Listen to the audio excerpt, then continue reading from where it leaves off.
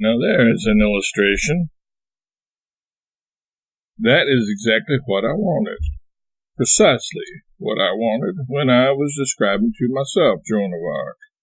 After studying her history and her character for 12 years diligently. That was the product, not the conventional Joan of Arc. Wherever you find the conventional Joan of Arc in history, she is an offense to anybody who knows the story of that wonderful girl. Or she was almost supreme in several details. She had a marvelous intellect, she had a great heart, had a noble spirit, was absolutely pure in her character, her feeling, her language, her words, her everything. She was only 18 years old. Now put that heart into such a breast, 18 years old, and give it that masterly intellect which showed in the face, and furnish it with that almost godlike spirit, and what are you going to have? The conventional Joan of Arc? Not by any means. That is impossible. I cannot comprehend any such thing as that. You must have a creature like that young and fair and beautiful girl we just saw, and her spirit must look out of the eyes. The figure should be in harmony with all that, but oh, what we get in the conventional picture, and it is always the conventional picture. I hope you will allow me to say that your guilt, when you take the conventional, you have got it at second hand. Certainly, if you had studied, then you might have something else as a result. But when you have the common convention, you stick to that.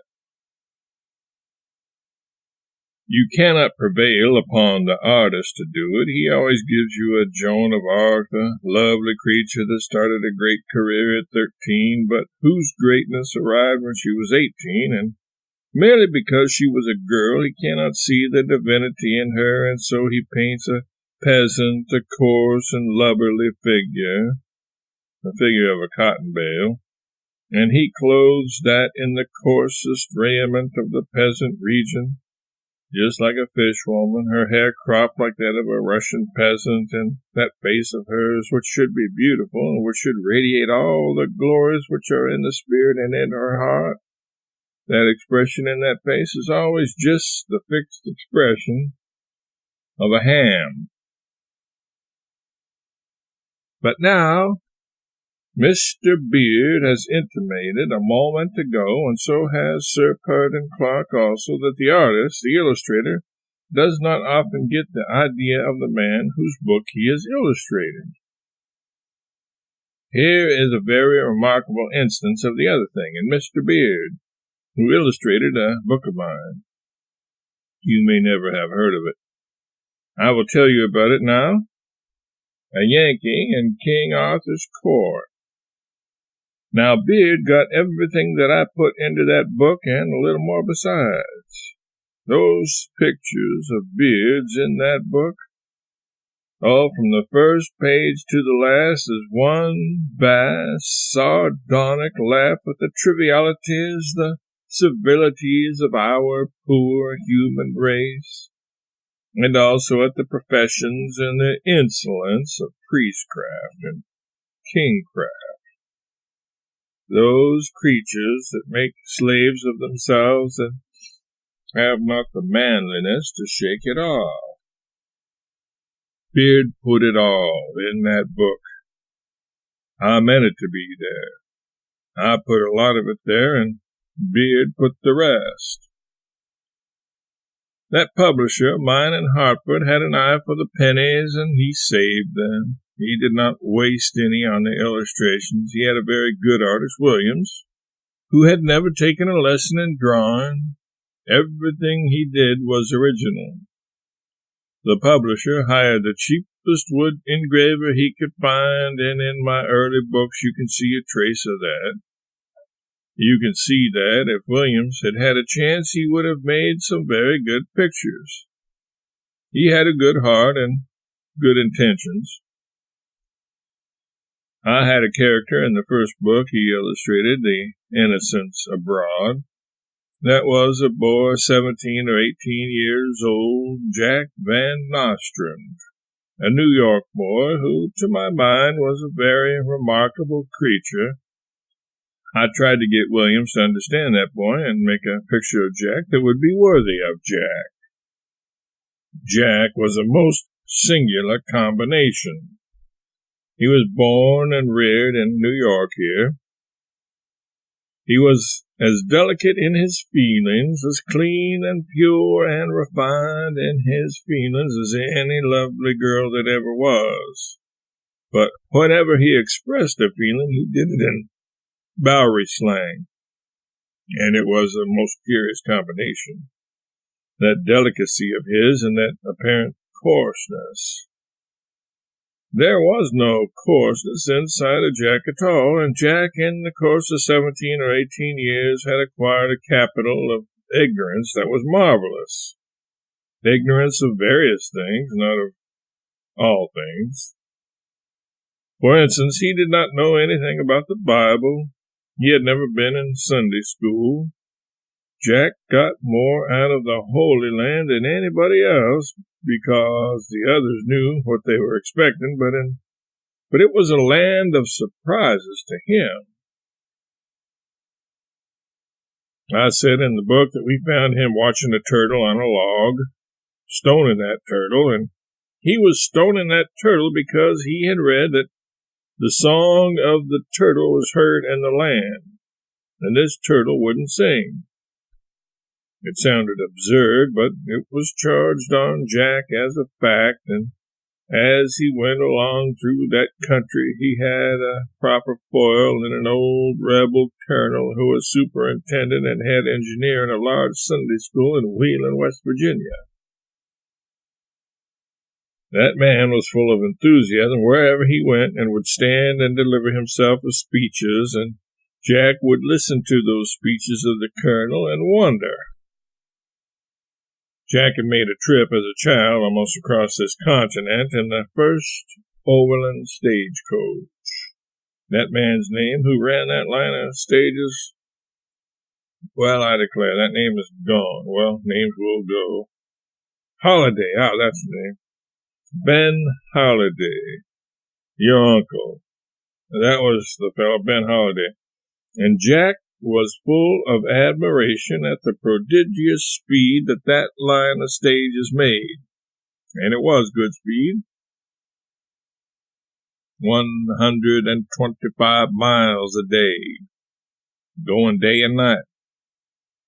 And it was the event of Jack's life, and there, at the fords of the Jordan, the colonel was inspired to a speech. He was always making a speech. So he called us up to him. He called up 5 sinners and 3 saints. It has been only lately that Mr. Carnegie beatified me. And he said, "Here are the fords of the Jordan, a monumental place.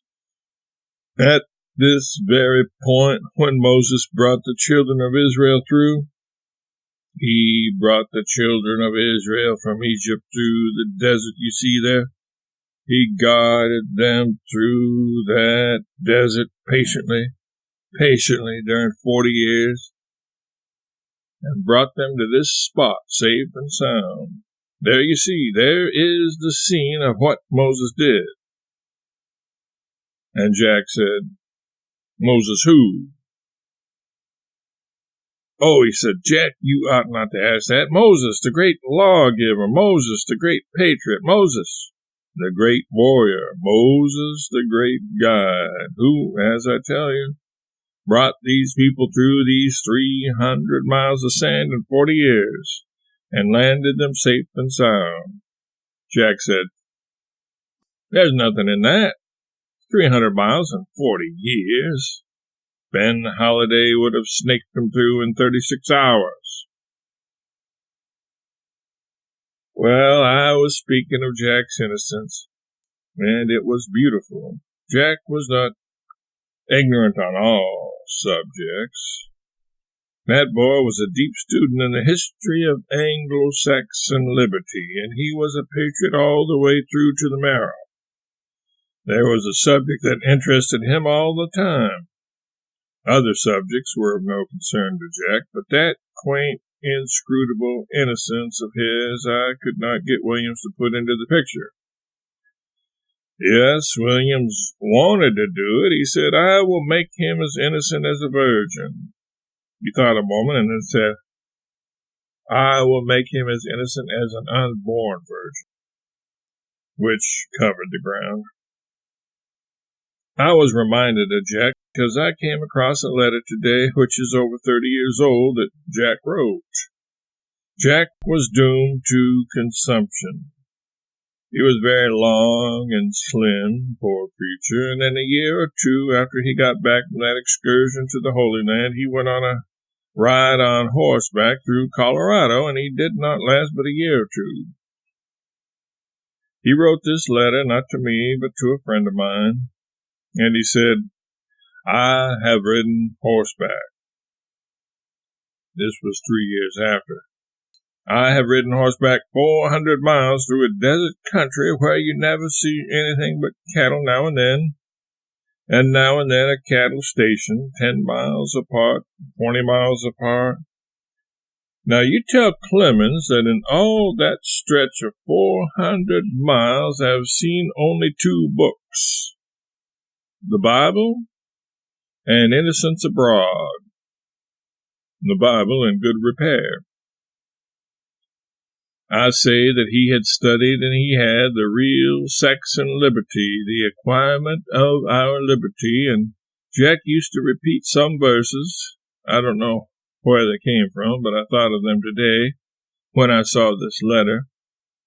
That boy could have been talking of himself in those quoted lines from that unknown poet. For he had sat at Sidney's feet and walked with him in plain apart, and through the centuries heard the beat of freedom's march through Cromwell's heart. And he was that kind of a boy.